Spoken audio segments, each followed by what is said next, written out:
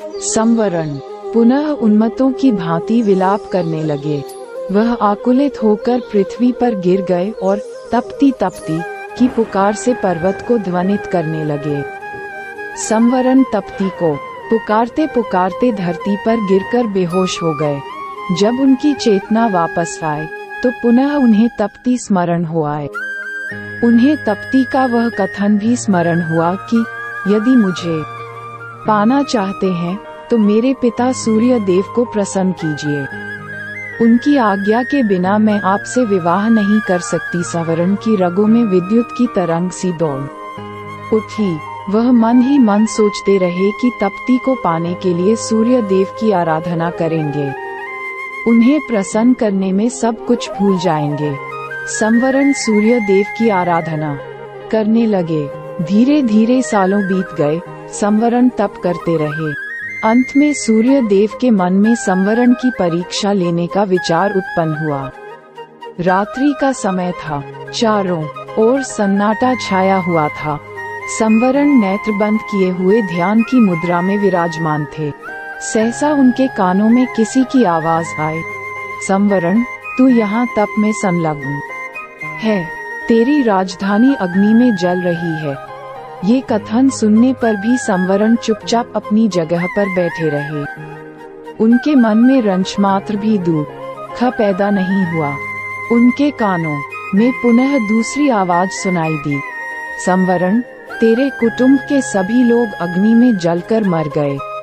किंतु फिर भी राजा संवरण हिमालय के समान दृढ़ होकर अपने स्थान पर ही जमे रहे। उनके कानों में पुनः तीसरी बार कंठ स्वर सुनाई पड़ा, संवरण, तेरी प्रजा अकाल की अग्नि में जलकर भस्म हो रही है। तेरे नाम को सुनकर लोग थू थू कर रहे हैं। इस पर भी संवरण दृढ़तापूर्वक तप में लगे रहे।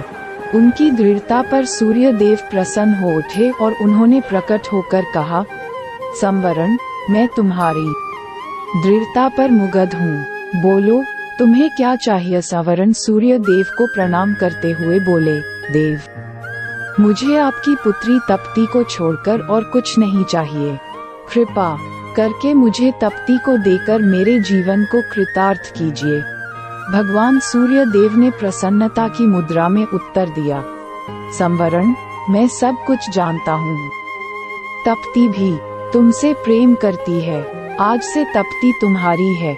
सूर्य देव ने अपनी पुत्री तपती का संवरण के साथ विधिवत विवाह कर दिया। संवरण तपती को लेकर उसी पर्वत पर रहने लगे और पत्नी को प्राप्त करने के बाद राग रंग में अपनी प्रजा को भी भूल गए। विवाह के बाद संवरण भोग विलास में डूब गए और दूसरी ओर उनके राज्य में भीषण अकाल पैदा हुआ। धरती सूख गई, कुएं, तालाब और पेड़ पौधे भी सूख गए।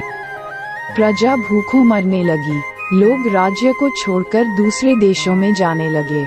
किसी देश का राजा जब राग रंग में डूब जाता है तो उसकी प्रजा का यही हाल होता है। राजा संवरण का मंत्री बड़ा बुद्धिमान और उदार हृदय का था। वह संवरण का पता लगाने के लिए निकल पड़ा। वह घूमता घामता उसी पर्वत पर आ पहुंचा जिस पर संवरण तपती के साथ निवास करता था। संवरण के साथ तपती को देखकर बुद्धिमान मंत्री समझ गया कि उसका राजा स्त्री के सौंदर्य जाल में फंसा हुआ है। मंत्री ने बड़ी ही बुद्धिमानी के साथ काम किया। उसने संवरण को वासना के जाल से छुड़ाने के लिए अकाल की अग्नि में जलते हुए मनुष्यों के चित्र बनवाए। वह उन चित्रों को लेकर संवरण के सामने उपस्थित हुआ। उसने संवरण से कहा, महाराज, मैं आपको चित्रों की एक पुस्तक भेंट करना चाहता हूँ। संवरण के मंत्री ने चित्रों की वह पुस्तक संवरण की ओर बढ़ा दी। संवरण पुस्तक के पृष्ठों को उलट पलट कर देखने लगे। किसी पृष्ठ में मनुष्य पेड़ों की पत्तियां खा रहे थे, किसी में माताएं अपने बच्चों को कुएं में फेंक रही थीं। किसी पृष्ठ में भूखे मनुष्य जानवरों को कच्चा मांस खा रहे थे और किसी पृष्ठ में प्यासे मनुष्य हाथों में कीचड़ लेकर चाट रहे थे। संवरण चित्रों को देखकर गंभीरता के साथ बोला, ये किस राजा के राज्य की प्रजा का दृश्य है? मंत्री ने बहुत ही धीमे और प्रभावपूर्वक स्वर में उत्तर दिया, उस राजा का नाम संवरण है। ये सुनकर संवरण चकित हो उठा। वह विस्मय भरी दृष्टि से मंत्री की ओर देखने लगा। मंत्री पुनः अपने ढंग से बोला, मैं सच कह रहा हूँ महाराज, यह आपकी ही प्रजा का दृश्य है। प्रजा भूखों मर रही है, चारों ओर हाहाकार मचा है।